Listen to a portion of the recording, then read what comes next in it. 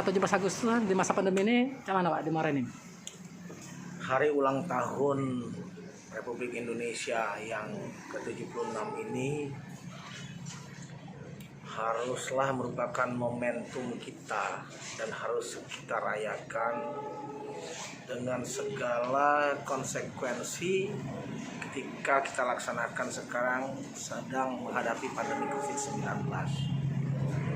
Hikmat mesti dapat, ya, karena disinilah tempat kita melakukan introspeksi bagaimana cara kita melanjutkan kemerdekaan ini ke depan. Ya, sesungguhnya berada pada ujung koridor adalah kesejahteraan masyarakat.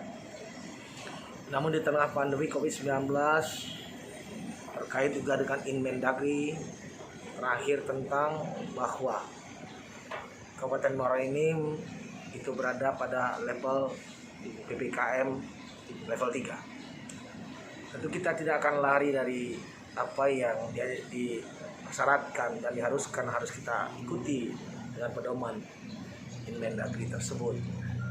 Oleh sebab itu, kemarin ketika ingin dilaksanakan di Lapangan Merdeka dengan jumlah peserta yang lebih lengkap, saya menyarankan kepada pihak panitia penyelenggara agar dilaksanakan di lapangan halaman kantor Bupati Muara Enim dengan tentu memperhatikan yang pertama prokes COVID-19.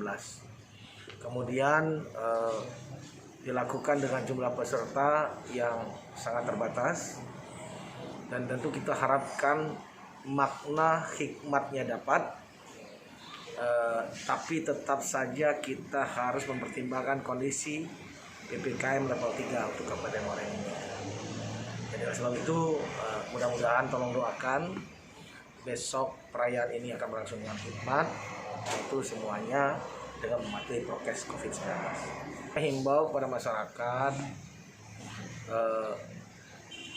untuk tidak melakukan perayaan-perayaan yang sifatnya menimbulkan potensi kerumunan, karena kita lagi berupaya bagaimana bisa menurunkan level ini menjadi level 2. Oleh sebab itu ini bukan kerja satu pihak saja penyelenggara pemerintah, tapi harus dilakukan oleh pemangku kepentingan yang lain termasuk masyarakat.